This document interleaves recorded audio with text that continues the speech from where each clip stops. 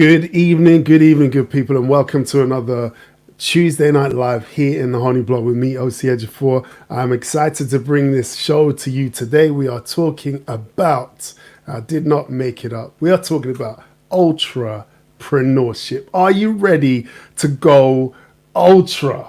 Are you ready to go ultra? Get some sound effects on here.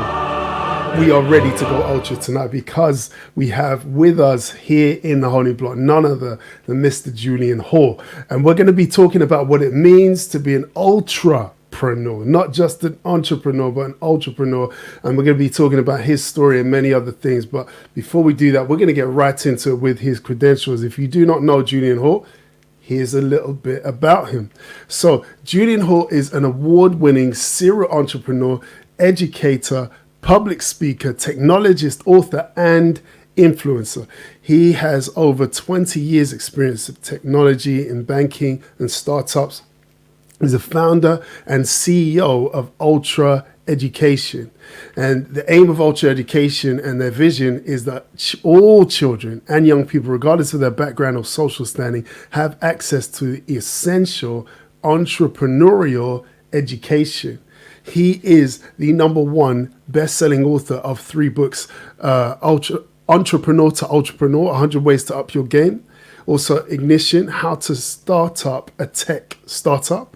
And also The 10 Secrets of Social Media Marketing, the no-nonsense guide to small businesses. Julian is also a regular contributor to the Express national newspaper. He's a frequent media commentator in publications such as Forbes, BBC, Sky, The Voice, Telegraph, ITV News, and many others. And we have the privilege of having him join us today.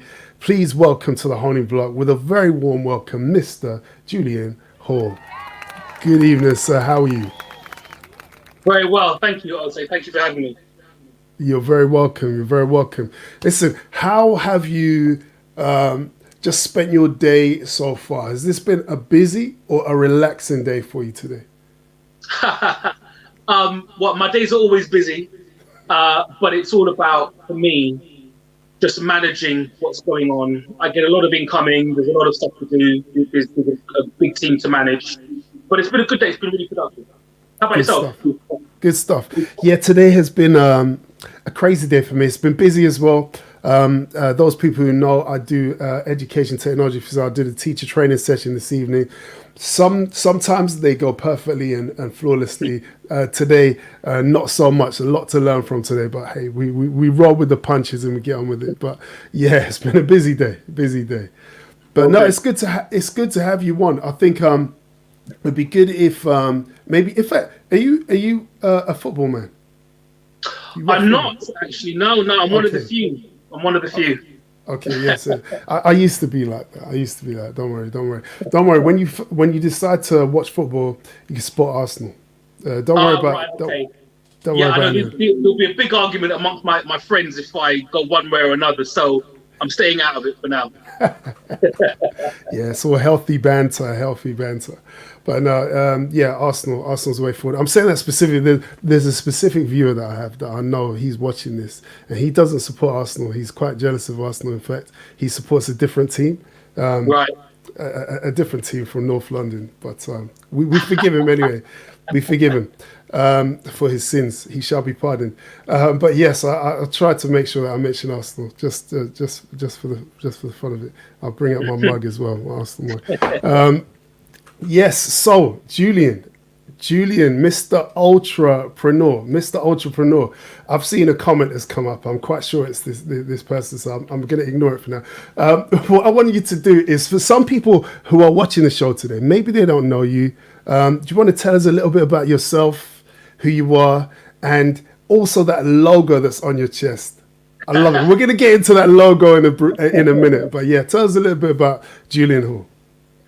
So I am the CEO and founder of a social enterprise called Ultra Education, and we teach entrepreneurship to kids from 7 years old. That's right, from 7. I'm a serial entrepreneur. I've been in business for a few decades now. I've also had a career in banking on the technology side, and I'm a strong believer in the vehicle of entrepreneurship and its ability to transform the lives of young people. We are based predominantly in London. We have a small team up in the West Midlands as well. We use a lot of technology. We are strong believers in innovation, strong believers in social impact. And me personally, the reason I've done this is because I've seen entrepreneurship transform my own life and the lives of people around me. And so I wanted it to be that people talk about the gift that's always giving. And I think entrepreneurship falls underneath that umbrella. And I think that if it's worked for me, then it could work for lots of other young people who don't necessarily have the same advantage or opportunities or access that other people around the country might do. So that's me. I've done loads of stuff. Thank you for that amazing intro. Often when people do that, I always forget some of the stuff that I do. And my Facebook memories do a really good job of reminding me, okay, you were here, you were there, you've done this, you've done that. So it's all part of the journey. Yeah, brilliant. And listen, you can't thank me for your intro. That's your intro. So, you've lived it. that's your life. So congrats to you. I love that. The passion for entrepreneurship education among young people, it is recognized by many people. I had to write down here because I've had people on my show. I've had Emmanuel Asuko on the show. He's mentioned that. I've had Des Ame on my show. He's mentioned that. I've had Crystal McGilvery, Ken Okarafa, and Daryl Harper. They've all mentioned the same thing: the lack of either financial or entrepreneurial literacy in schools. Now, everybody in their way has tried to address it. Now, you've literally gone to schools, you've got school students, and you work with them directly, giving them that education. So it's not just talking about there being a lack. You've actually provided a service that actually meets that need. I think that's really amazing. When you kind of came up with that, was it definitely really young people, or did you think, we'll do it with the older ones first and then go young? How did that come about? Yes, the first thing is I won't talk about something unless I'm going to try and do something about it. I'm a solutions focused. So there were loads of problems, around the world, but I'm not going to moan about any of them unless I'm actually going to go and do something about it. I just think it's a waste of energy. But also, it's interesting because, as you say, lots of people talk about entrepreneurship in schools, entrepreneurship for young people. But the reason why I'm one of the few that have actually done anything about it in a very definite way is because entrepreneurship had to be reframed for kids and for young people. It had to be made age appropriate. And as an educator, you can't teach degree level science to a primary school kid, right? And so what was happening was the organizations and the ways in which entrepreneurship was approached for young people, it wasn't really age appropriate. People tried to do it, but it was missing the mark. And I felt that there was an opportunity to take some of the fresh thinking that generally came out of the tech startup scene and apply that to young people. Because what the tech startup scene was effectively doing was simplifying entrepreneurship so that their entrepreneurial endeavors could be more effective. But in that simplification provided a learning opportunity for children and young people that I identified, and I bridged that gap. I brought the same ideas, the same approaches and strategies that would be used in Silicon Valley tech roundabout, and brought that into the classroom, brought that to young people, and did it in an age-appropriate way. Gave them reference points, gave them examples, gave them resources, gave them a narrative that they could adopt themselves, as opposed to, putting up a picture of Mark Zuckerberg or Bill Gates or Richard Branson. As great as they are, a black boy in a school in Stockwell is not going to relate, right? And so they'll just think, oh, well, it's okay for them. They don't have my lived experience, so I'm just going to switch off. So we had to spend, a fair amount of time curating entrepreneurship around the problem that we were trying to solve. So it wasn't square peg round hole. We had to design it ourselves. And so when people hear that I'm doing it, the first thing they want to know is, well, how are you able to do that? And this goes into the approach that we had. And I've been, prior to setting up the company, I've been a coach and a consultant. I've been working with grown-up entrepreneurs for a very long time. And it dawned on me that one of the issues with the kind of self-development journey that entrepreneurs go on is often to do with your own personal development, right? It's often to do with your own mindset. And that mindset is influenced, as we all know, at a young age, right? And I kind of got frustrated with the fact that when you are coaching entrepreneurs, in adult age, you will come across this psychological mindset which blocks them. And I knew that I wasn't qualified to do that. When you get to a certain point, it's now a psychological problem, right? And I just felt like someone else could do it. There's loads of other coaches and mentors out there. Let me, if I want to solve this problem, let me go to the root of the problem. Let me start younger, when they don't have these limiting beliefs, they don't have this baggage, they don't have all these negative layers which are preventing them from believing in what they're able to do, right? And so that was one of the things that I believed that I could add value to, because I, at that point, recognized entrepreneurship as a vehicle that had done amazing things for me, and I wanted to share that with the world. And I started sharing that with adults, realizing that, okay, there's a sticking point here, and in order for me to have the greatest impact, really I should start younger. And a lot of that was influenced through my daughter, who, when she was 6, 7 years old, she was clearly absorbing some of the characteristics from her dad, and people thought that I was deliberately teaching her entrepreneurship, and I wasn't. She was just absorbing it as by osmosis. My wife is an early years teacher, and we came together and put a curriculum and a program, and we piloted that, and it worked really well. And that was the impetus behind where we are today. Wow. There are so many things that you said there that are absolutely fantastic. So here's one thing that I'm going to do first of all. Round of applause. Give me a dragon punch, because there's a lot of value in there. And do you know what? I want to help clarify something you mentioned very quickly in passing.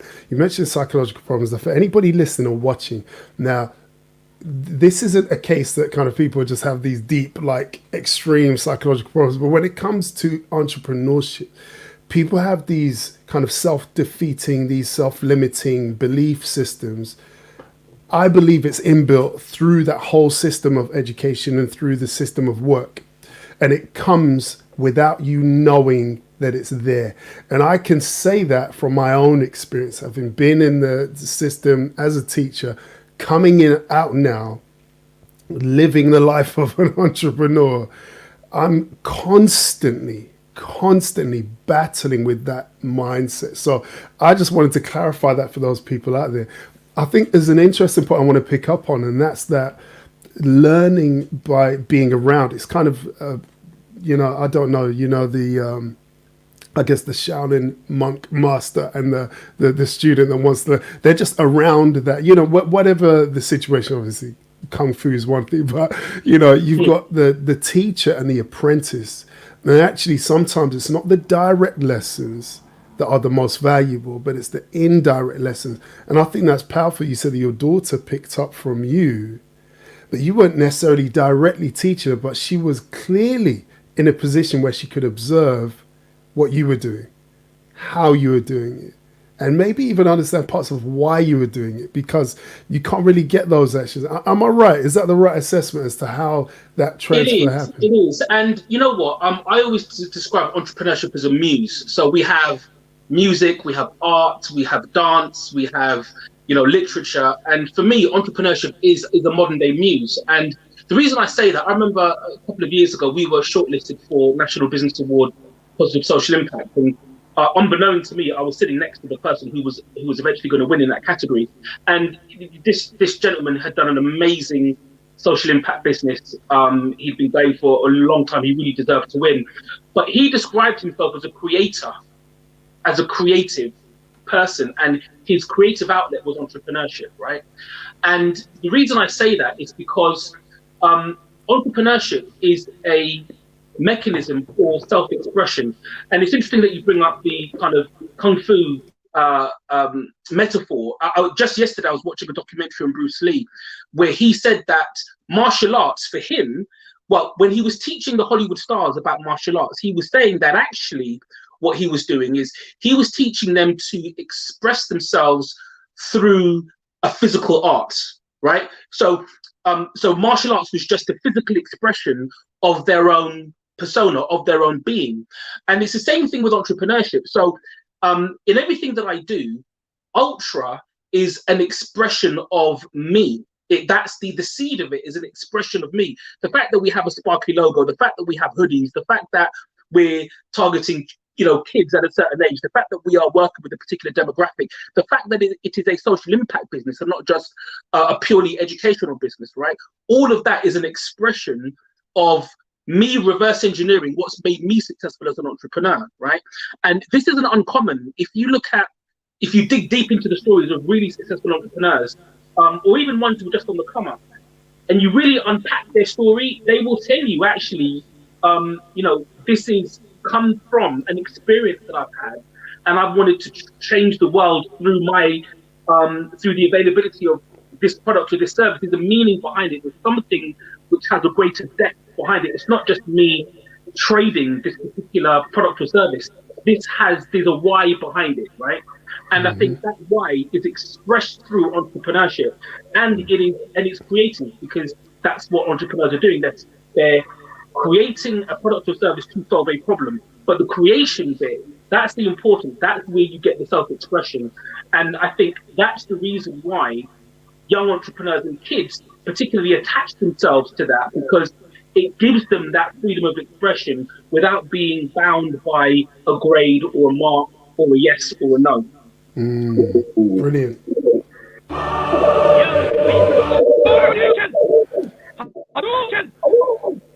Yes. Yes. Yes. Because, yes. In fact, first of all, before we get back to the seriousness of everything that you've just said, I'm going to lock that in. Anybody who is watching this has just missed, anybody who's listened to this on the podcast, you just missed a very entertaining piece. And it wasn't necessarily what Julian was saying. What Julian was saying was very educational and fantastic and deep and meaningful. What was happening with me is I was choking on my drink. I had to mute my microphone. So if you are listening to the podcast, go on to YouTube, watch it, slow it down. It's quite funny because my face, I had to try and control myself, literally using a jar. Now, I'm using a jar because it's larger than a pint. I've got a pint glass, but I like to drink lots. This jar holds more than a pint, and I'm drinking from there, and I almost choked, and it almost came out of my mouth. I controlled it. So if you are listening to a podcast, this is the point at which you stop the podcast, go to YouTube, just check out that part. I don't know how many minutes in, about 16, 17 minutes in. You'll laugh your head off. Anyway, we don't want anybody to miss any kind of entertainment. This is why I have to give these. We have people who listen to a podcast only, you see, so they don't see the visual. So I thought I'd just kind of slide that in. What is life for if not to laugh at yourself, eh? And laugh at the things, and laugh at other people in turn when it's their turn as well. So but going back to the seriousness of what you just said, I think.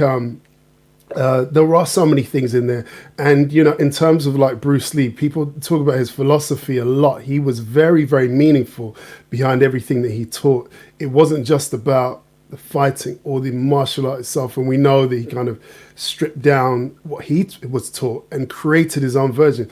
And I love this expression of kind of the iteration of yourself, I guess, the development of yourself, and how that is expressed creatively through your business. By the way, did you give that guy side eye when he won that award? You kind of thought maybe you were going to win. He won the award. You know what? I'm teasing. You don't have to answer. I'm teasing. He deserved it. He deserved it. But in terms of that quote about him being creative, referring to himself as creative, one thing I find, it is a journey, isn't it? You don't just kind of land there from the start. And I know from your history, this Ultrapreneur, Ultra Education, it's not the first business that you've run. So talk to us about your journey. How did you come to this place where you've learned that actually it needs to be expression of yourself? Yeah, I mean, starting, at a very young age, one of my earliest memories was going into my father's business. So my father came from Jamaica. He had a car mechanic business in Northwest London. And, when my mother used to take me to see him, I could tell that he had some kind of importance. There was something that was significant about the work he was doing. And at the age of 16, I said I was either going to be a scientist or I was going to be a businessman, right? Didn't know what either of those really meant, but that was part of my thing. And again, as a child, my mother had a home-based business. She would make gift bows, and I would help her to make them. I was kind of cheap labor for her at the time. But it taught me a whole bunch of skills that took me into that, took me later, benefited me later on in life. They enabled me by giving me a computer when I was really young, so I was, very comfortable with technology. And so there was a bunch of things which I put together, which later on in life meant that when the kind of dot-com boom happened, I was playing in that space. And I bought a small .com around 2000. I taught myself Google marketing. That business was now, matching my investment banking salary. I then went full-time, raised some money, started a business in Shoreditch, a digital agency in Shoreditch. And to this day, I'm pretty sure we were the first black-owned digital agency in Europe back in 2006. And that was kind of, 2.0 of my entrepreneurial journey. And we got involved with mobile apps, pre-iPhone. I consulted for the World Bank.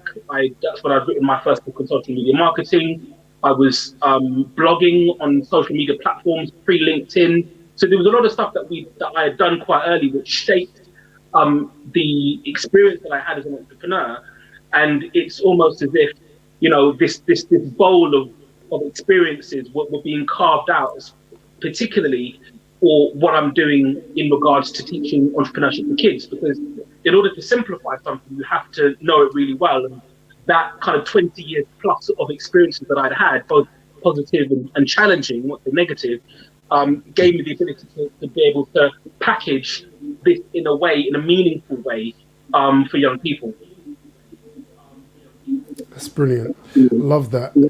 Now, did you? I've read that you dropped out of university. Is that right?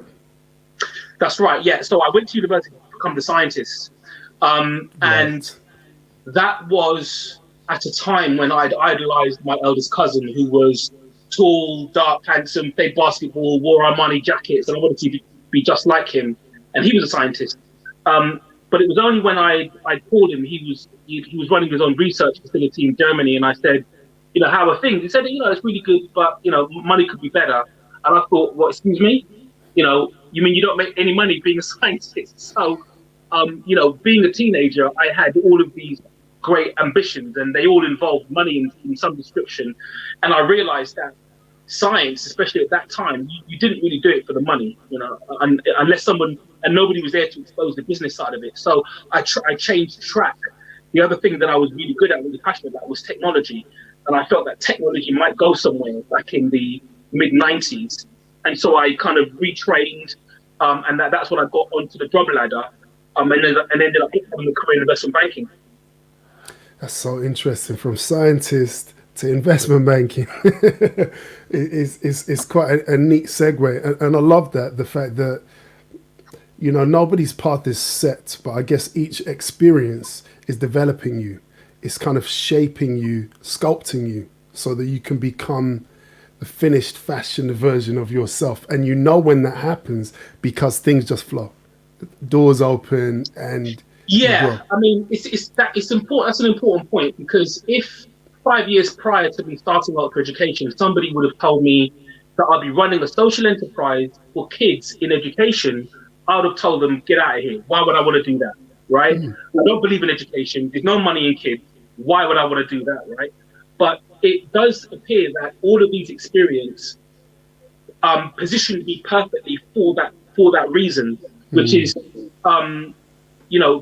which is, for me, the driver behind it isn't just a business. So for me, this is aligned with my purpose. This is what I'm supposed to be doing. It's not just a business for me, And I'm sure Elon Musk feels the same way about solar energy. I'm sure Jeff Bezos feels the same way about going to Mars. I'm sure, people who are at that point, they're not doing it just because it's a business, because they could do any business, right? If I just wanted to make money, I'd be in finance. I'd be doing something. I'd be selling business finance, or I'd be brokering huge deals, or I've got colleagues of mine who do that.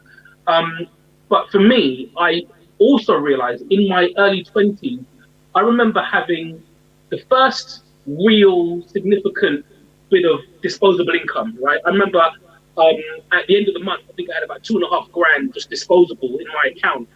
And at that point, I realized, okay, I need to do something with this. It can't just, the fact it just sitting there makes no sense. I've got to do something. I've got to reinvest it. I've got to buy something and sell it. I've got to do something with it, because at that point, you're kind of told in education, and I was saying this to a young man just yesterday, that the promise is if you work hard in school, you go to sixth form, university, whatever, that if you do all of that you'll do well in life.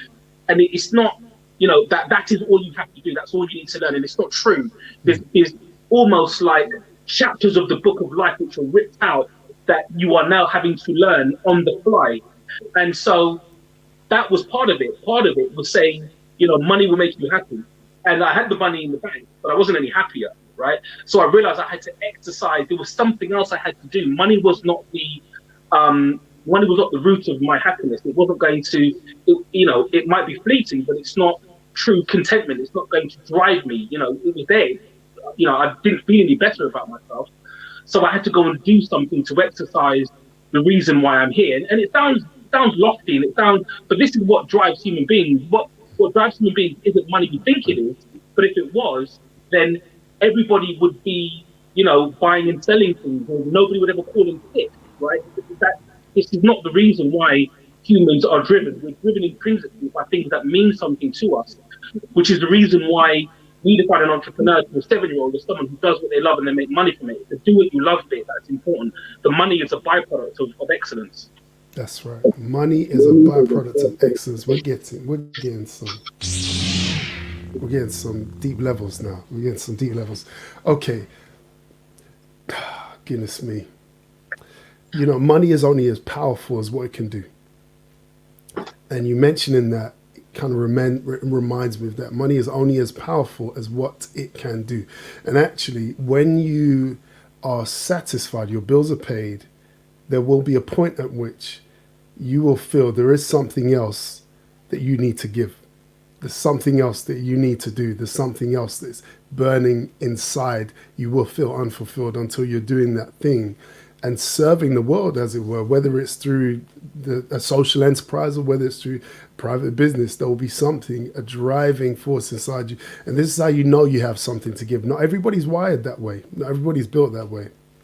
Some people, their purpose is to just do that job. I thank God for that, because actually I need like waiters and mechanics and people, we need that. Not everybody should be an entrepreneur. So, but for those who are, that's one of the telltale signs. You're kind of there. Maybe you're even in work and you've got money, but there's something else that you need to do. I think that example is quite a powerful one. What I want to ask, what's the biggest mistake that you feel you've made in all the years of your experience as an entrepreneur, even in the workplace? What's the biggest mistake you feel you made, and how did you learn from it?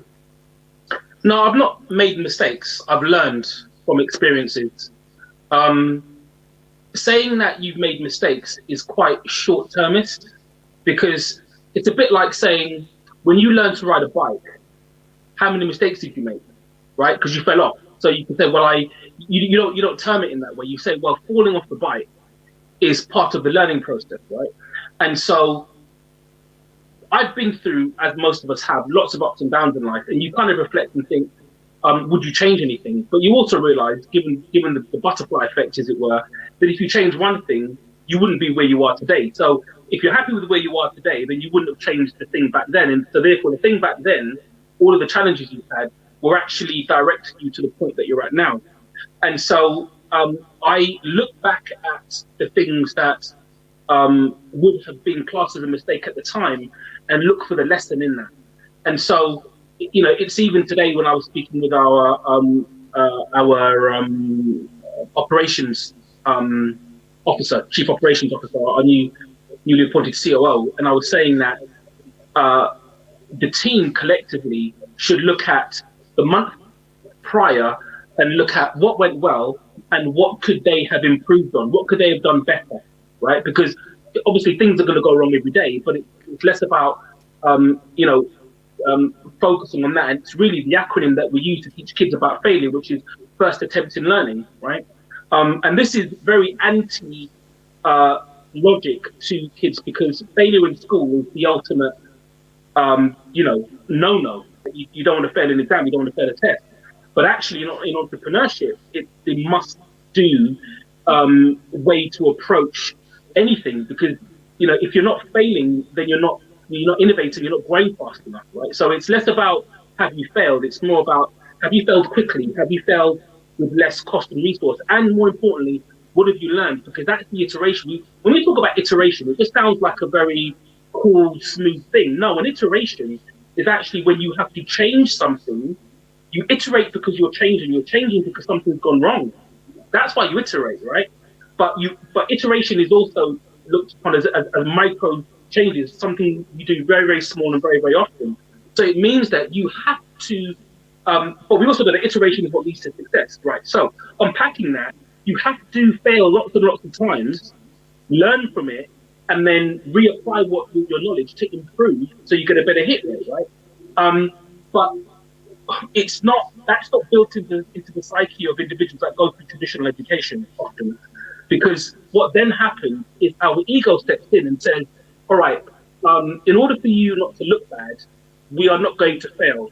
So therefore, we're not going to take any risks. We're not going to take a chance. We'll play it safe, and so therefore, we'll never make a mistake. We'll never look bad, and we'll feel great.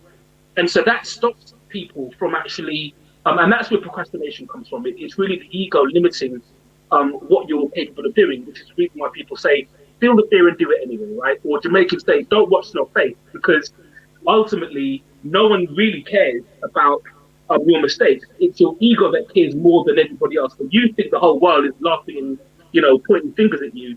They're not really doing that. The world's really too busy. It's your own internal limiting belief that is feeling the shame. But really, you should be, and this is a bit of an Americanism, they celebrate success. In the States, they'll be high-fiving each other once they've lost a couple of $1 million, right? And this is played out with very, very well-read blogs written by failed startup entrepreneurs, because investors look at that and think, okay, that failure was really a learning. Now they are a less risky investment because they now know what not to do, right? And so all of this is really important, because it really does frame the way in which young people start to think at an early age. So for me, that I wouldn't look at it as that. But to kind of come back around and answer your question, what I would say as a challenge as opposed to a mistake is not thinking big enough, not building a team early enough around me, and not perhaps taking enough risks, I suppose, quickly enough, and I think that was part of, building my own confidence. But I think the two things is, not building a team quickly enough and not taking big enough risks. Fantastic. Do you know what? The perspective that you have on failure, it's consistent with just about every single entrepreneur I talk to on my show. And it is the very thing that I said to you that even personally, in coming out of the workplace, because as a teacher, teaching students, I've always tried to facilitate and cultivate an atmosphere within the classroom where that's not the case, because I'm aware of how damaging it is. And what I do with the students is, even with the discussions, there's a limitation that children will place on themselves in putting their hand up or talking or contributing towards a discussion. They don't want to do it because they don't want to be wrong. And I've always, with my classes, told them, actually, when you speak, whatever you say is valid. Someone else may think something differently, but here's a way of expressing that difference in a respectful way. And that's what I teach students how to do, to actually respectfully disagree with someone else and have discourse in the classroom. And all of these things do help when it comes to actually, I've failed, and actually I'm not going to do anything, or I don't want to fail, so I'm not going to do anything. All of those things just hinder the potential. And this is the thing that kills me, the potential that's in some people that will not be unlocked until they deal with that fear, until they take that blockage away and allow themselves just to try. Because it's in that process of trying that you learn, like you said, it's like, I think someone quotes, and you know these online quotes, they have an image of someone and then a quote underneath. You never know whether that person actually said it or not. But there's an image of Michael Jordan and a quote that said something to the tune of, when you were a toddler and tried to walk, you didn't give up after falling, saying walking's not for me. And I think this is the kind of attitude adults have. We kind of think, I've tried something, it's not worked out the way I'd planned, I've failed, so therefore I'm not going to try again, I'm not going to do it again. But we know with walking, riding a bike, you mentioned swimming, whatever it is, the more you do it is the better you get, and that iterative process is taking place, because you're thinking, okay, that didn't quite work, let me try this instead. I love that. Brilliant answer. And it kind of leads into one of the things that you said, also leads me into my next question. But before I ask that, I have to say, you mentioned Jamaica, right? So my wife is Jamaican, and all I can say is, yeah, because you said, don't watch no face. Eh? Don't watch no face. Them no watch no face. I don't even know if that's a good accent. But you mentioned that, and I've done some research on you. You also like, and this is seriously important, oxtail rice and peas. Now, can we just take a moment for oxtail rice and peas, please? Because, my goodness me. Now, I'm Nigerian. I grew up in a Nigerian house. So I was like, I have some delicious food. I grew up with some delicious food. But when I tasted oxtail rice and peas, I said, hey, where has this thing been all my life? Where has it actually been? It's serious. Can I let you into a little secret? Yeah. I prefer jollof to rice and peas.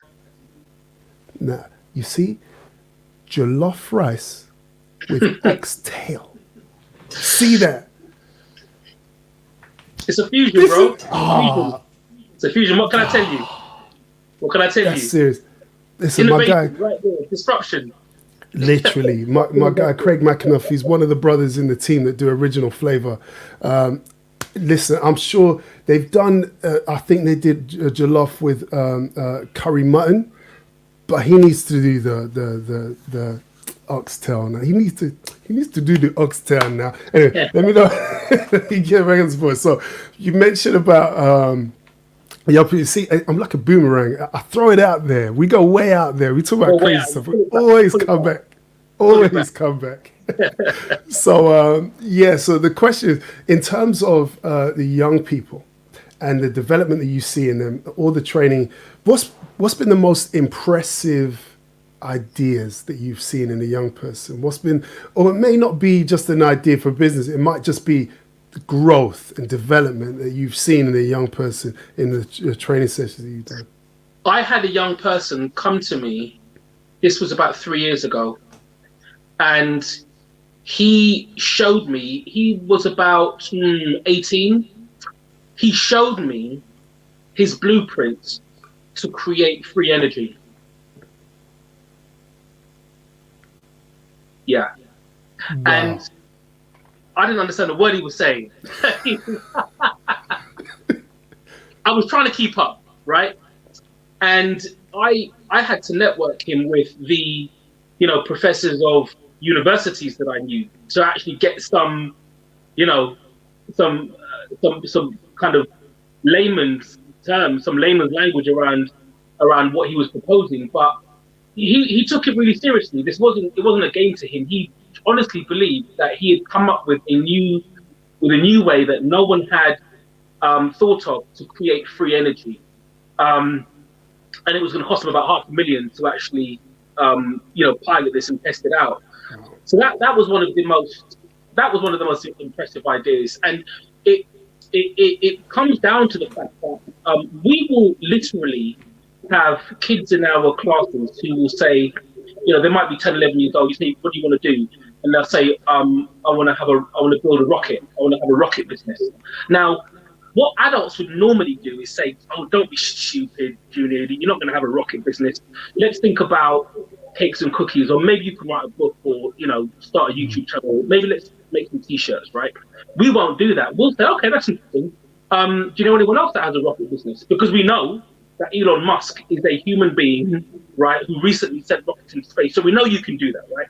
So we'll explore that. We'll say, okay, well, do you know anyone else who has a rocket business? And we'll do some research and we'll find out how much rocket costs to make. And, we'll get him to design a rocket and put a logo on it and think about who's going to buy the rocket and, all of this stuff. So we go through all of the mechanics of a business and we just supplement and we just superimpose that idea, because whether he develops a rocket business or not isn't important. The fact is that he's now learned the mechanics of business. So if he goes into a business, he'll understand all the mechanics of the business. If he starts another business, he'll know what the steps are, right? So ideation, concept, research, market, profit and loss, sales and marketing, scale. He'll understand all of those mechanisms, right? But the most important, the most exciting thing is maybe one day he will, or she will, start a rocket business because people are doing it, right? And it's funny that because about a year ago, could have been this time last year, I got a call from someone somewhere up north in Yorkshire, because they were supporting a startup who had found a cost-effective way to launch satellites, right? And what they had done is they would use powered balloons to get escape velocity for the satellite, and then the satellite would shoot into orbit.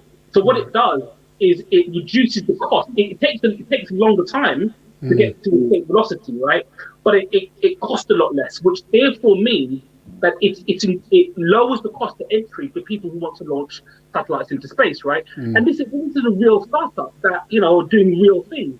So I looked at that and I thought, even the craziest of ideas that people would poo-poo kids having are actually real ideas. And when you listen to people like Jeff Bezos or Elon Musk, or even if I was just watching an interview with Busta Rhymes and all of these entrepreneurs and all of these creators, all of these great people that we look up to, there was something that happened in their early years which has influenced what they're doing today. And for me, looking at the ideas that our kids have, whether it's for apps, whether it's for, there was another young man who had an idea for sustainable clothing, where the more you wore that piece of clothing, you would be rewarded in points that you would be able to spend on cinema or eating out, whatever. So it's a kind of a mechanism and an idea to battle this kind of fast fashion, right?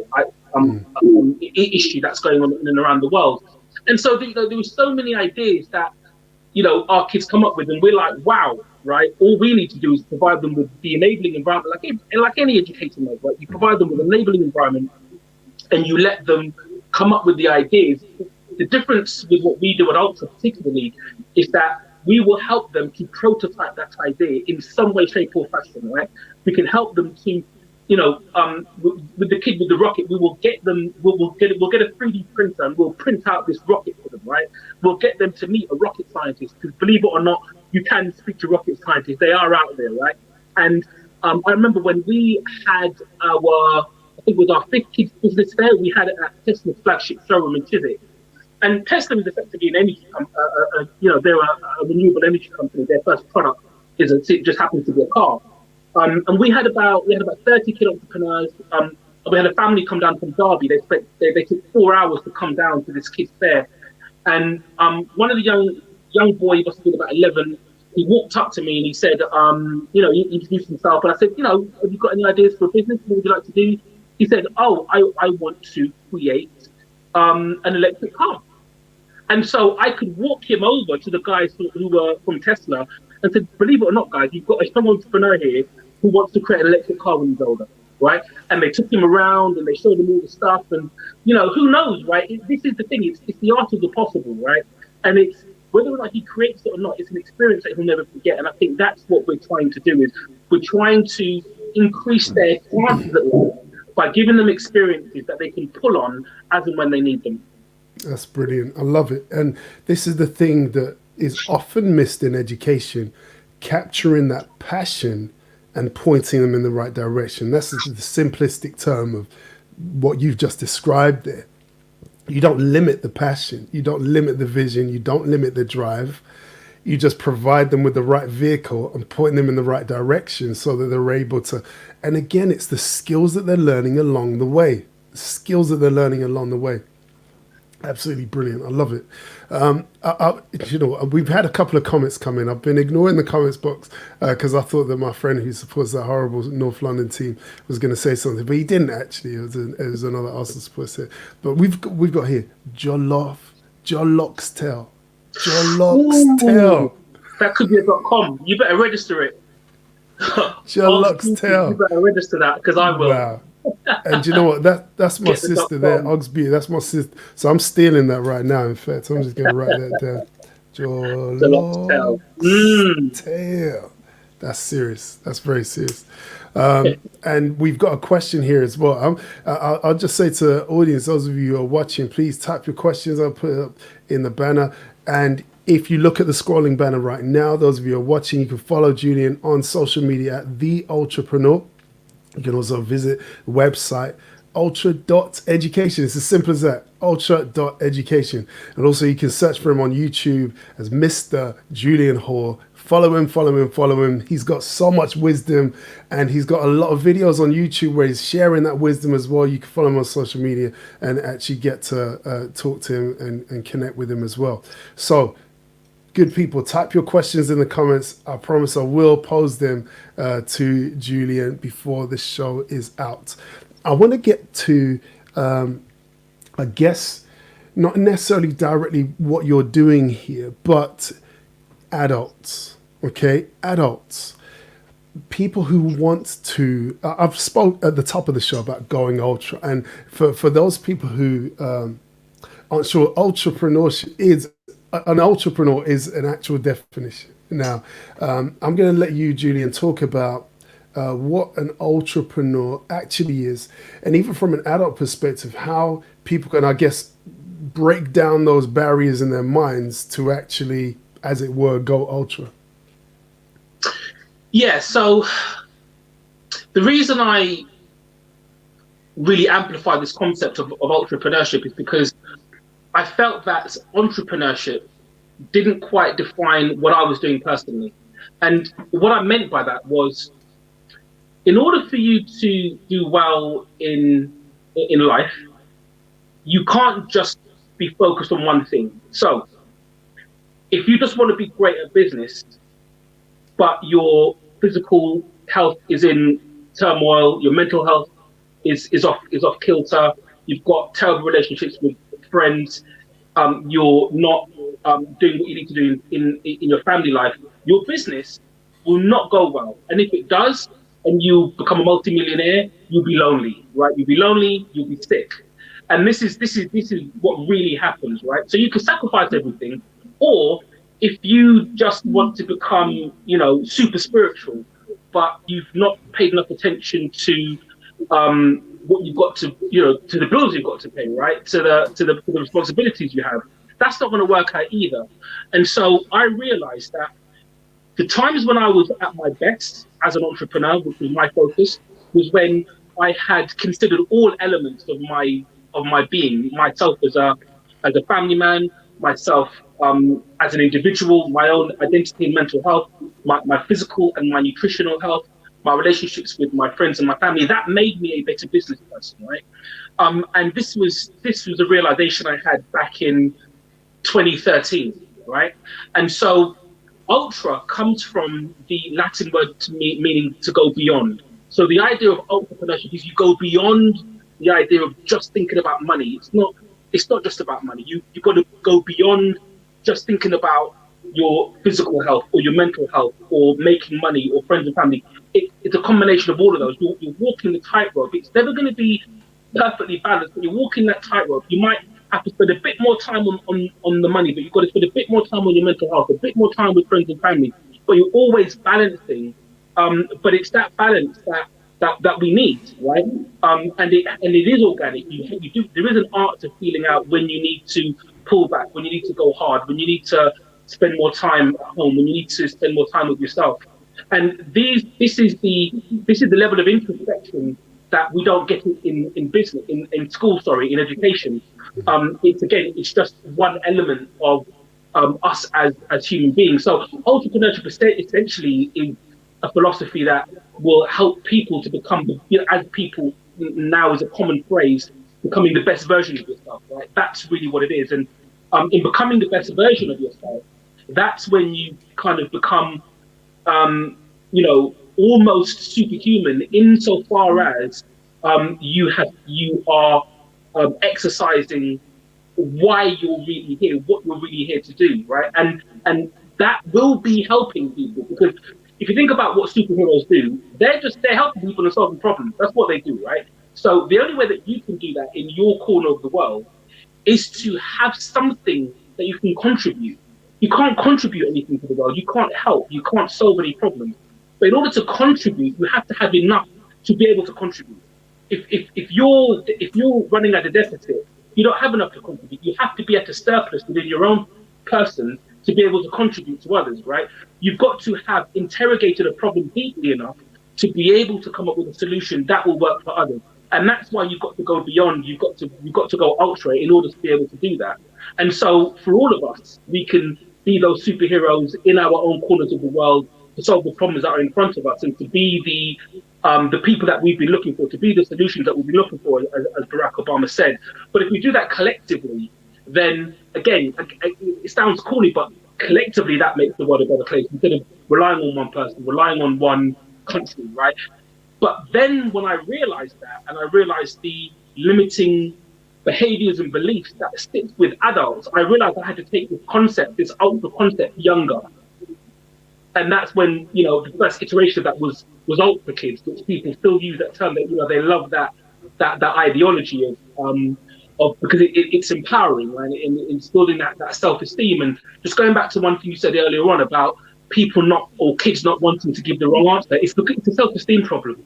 If you are really comfortable in yourself, you don't mind being wrong to someone. You don't mind it, and you see that all the time. You see people who are successful or really confident, and they don't mind saying, "I don't know what that means. Can you stop the meeting here? Can you explain what that acronym means?" You see that. You see people who are, who have leveled up, who seem to have a degree of seniority or, success around them, and they will, if they don't understand something, they will stop the proceedings and ask what it is. The reason they do that is because their level of self-esteem and confidence is where it needs to be. So they don't mind if they recognize that, well, I don't know it all. You know enough to know that you don't know everything, right? Whereas kids aren't at that point. Most people do not want to look stupid because their self-esteem isn't where it needs to be, right? And so, all of these things play into each other. And that's why, again, this idea of holistic entrepreneurship is really important. And I believe I was the first person to bring meditation into Google Campus. This was in 2014. I had a group of 100 entrepreneurs, and I had a meditation expert doing, a meditation session at Google Campus. No one was really doing it like that back then. Now, this idea of holistic entrepreneurship is, it's everywhere. And if you talk to investors who I think it's Y Combinator, the guy who runs Y Combinator, who incubated companies like Dropbox and Airbnb in the States, he'll say entrepreneurs, when they're starting up, have only got two things. They've got to build a product and stay healthy, okay? Because they recognize it's not about, this whole idea of entrepreneurs, and probably just eating pizzas and Coke and all of it. That's all gone. If you go into these environments, right, they're eating the healthiest food, they're staying hydrated because they know that their physical health is going to impact their performance. They know that their mental health is going to impact their performance, right? So, we're at a much better place now, but we're not at that place with kids, and we still need to get there. Very, very much so. Brilliant. I could sit and listen to you talk all day. I'm aware of the time, and I love the answer that you just gave. I'm going to ask my penultimate question, I guess. And it goes back to something you mentioned, not just in this answer, but in the answer before. You mentioned it twice now.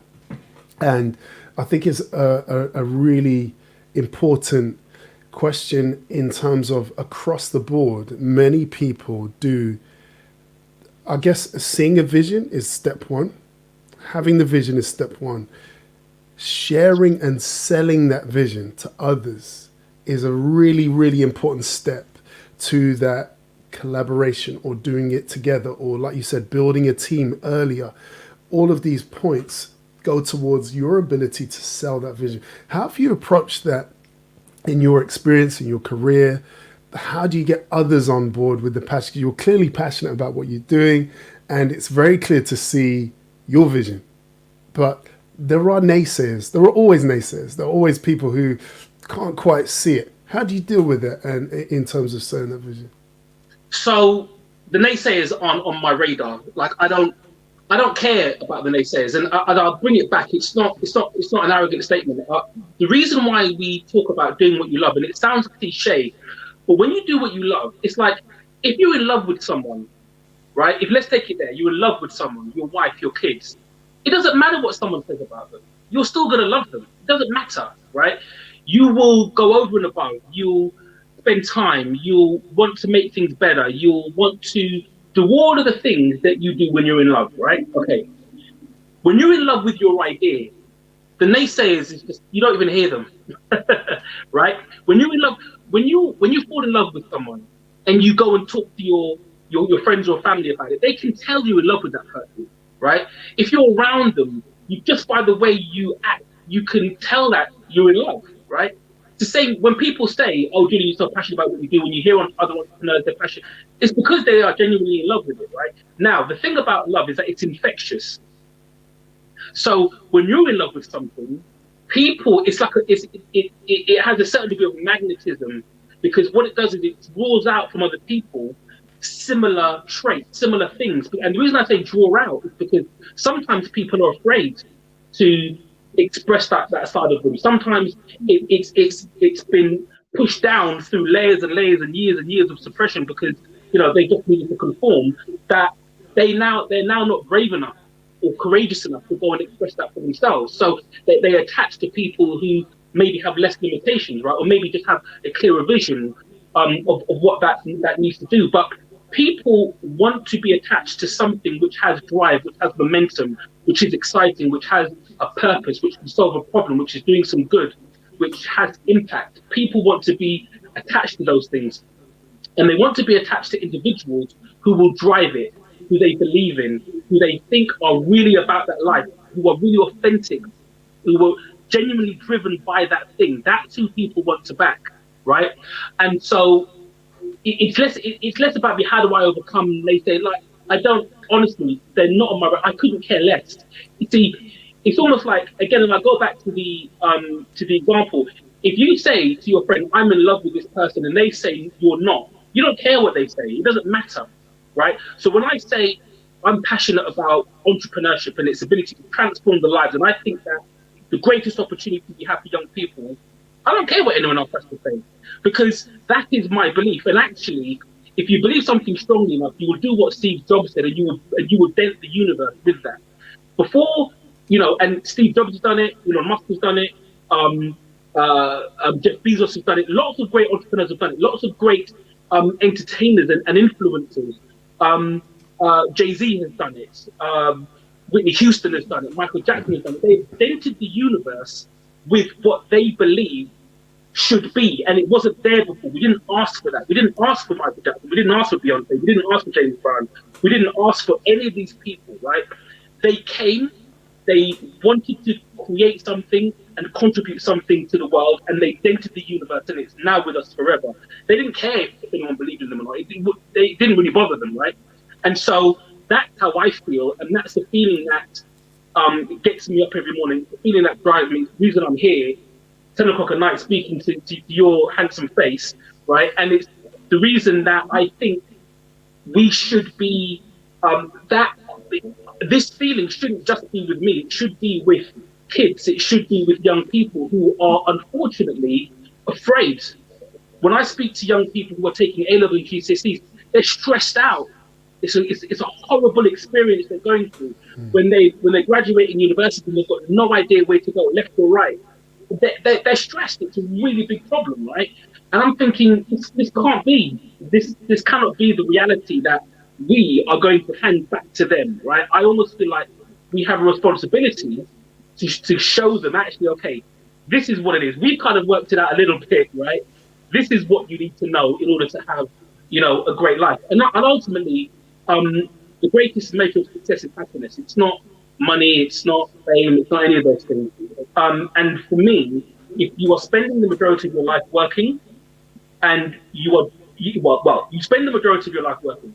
If your work is something that you're passionate about, then you're bound to be happier, right? It's the reason why people hate Monday morning and they get blind drunk on a Friday night because they don't like what they're doing Monday to Friday, right? Let's reframe that. Let's get people doing what they love so they can have a happier life. And for me, that's the ultimate measure of success. Brilliant. Spoken like a Jedi Master. My goodness. Brilliant. I'm going to give you a Dragon Punch. Tiger uppercut as well.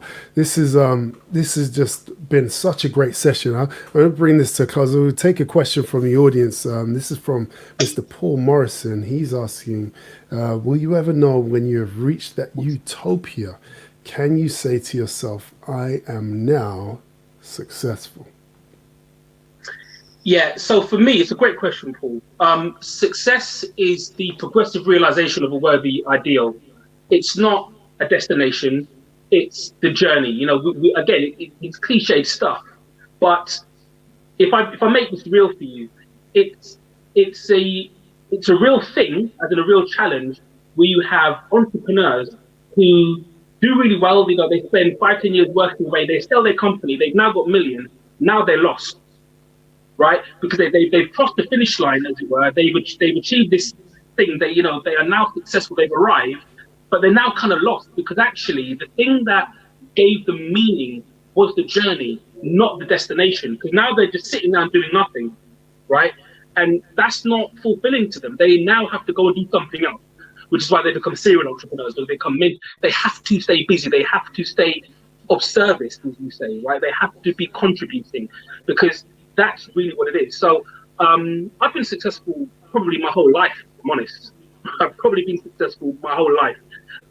But I've not been able to say those words. And for me, it's the journey more than the actual destination. I've already worked out what I'm going to do when I one day hand over the keys of Ultra Education to my kids or to the benefactors. I already know what I'm going to do. I don't want to get to that point and be lost because I can see what's coming. So, that's probably the best way that I can answer that. Brilliant. Thank you very much for that great answer. I'm sure that answers your question, Paul. Thank you very much. We have one more question. It takes from A. Lee. He's asking, what are the ingredients to fulfilling your full potential in life? Okay. Take care of your mental health. Take care of your physical health. Make sure you foster positive relationships with your friends and family, and do what you love for your profession. It's those 4 things. Brilliant. Fantastic. Thank you very, very much. Listen, oh my goodness, we have to wrap this session. We could talk all night. I love talking to you. I love hearing your wisdom. We've got a lot of compliments online. People saying, someone from Facebook is saying, I love the outlook. Someone else is saying, Paul Morrison is saying, fantastic interview. Now, it's not often this happens, but my mom is watching and she is enjoying it. Whoa. She said, good talk, Julian. So she's enjoying it. Thank you, Mom. And then, so then you come up with good analogies, very good analogies. Look at that. So there you go. Lots of love coming in from social media. So we appreciate everything you've shared tonight. Really appreciate it. What's on the horizon? What's next for Ultra Education? What can people look forward to? Because the reality is, especially for the adult listeners, I'm sure everybody knows a young person that could get plugged into your program. So tell us what's coming up. So we have the programs which we do now on Zoom. People can check those out by going to the website ultra.education. We've also really excitingly launched in the last 6 months our app. So we have an AI-powered chatbot that can teach entrepreneurship for kids from 8 to 14 autonomously. And it means that we can now reach millions of young people with that technology. So that's, if you go to askultra.co, you can use the code UltraKids to get 3 months for free. But that's really the kind of global domination piece of what we do. The other thing that we've been doing, which is worth mentioning, is the integration of entrepreneurship into the curriculum. So people talk about entrepreneurship in schools. The challenge with that is if entrepreneurship is a subject in the school day, something else would have to come out of the school day, which would always be a challenge. What I've done is I've managed to integrate entrepreneurship across any subject. You name the subject, I've integrated entrepreneurship into it, which means that it can be dialed up or emphasized up or down depending on the key stage, the subject that teachers are using. And I've piloted this with some of the best schools in London, and we hope to expand the reach of that approach to the 30,000 schools that exist in the UK. So for us, it's there's a triple threat approach in the work that we do. So that ultimately our vision is that every young person has access to effective entrepreneurial education. Brilliant. Brilliant. I absolutely love it. Give you another round of applause. Tiger uppercut. Hadouken. Dragon punch. The whole lot. The whole shit. In fact, your Jedi lightsaber. There we go. Serious. Very serious. Sir, thank you so much for your time. Thank you. You're very welcome. Okay. I'm going to speak to you a little bit in a moment, but I'm going to close out the show for everybody that's watching. Thank you so much. Okay, good people. Good people. I have some important news, actually. I'm going to lower this music here. Unfortunately, I do have to announce that next week is my last Tuesday night live, okay?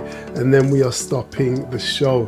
It's been a fantastic year. I'd always planned to do it for the year, but I'm having to stop it next week.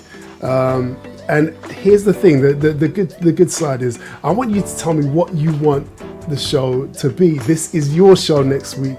We're going to be talking. I'm going to probably pull on some of previous guests that we've had, and it'll be more of a celebration session. So let me know what you want to talk about. If you want to discuss and be part of the live discussion, you come on and join us next week, but it will be the last Tuesday night live. Okay, so that is that. But guys, I have to say, I appreciate all of your support. I appreciate everybody who joins every week and listens to the show. Again, the podcasts are there as well. Don't forget to listen to those.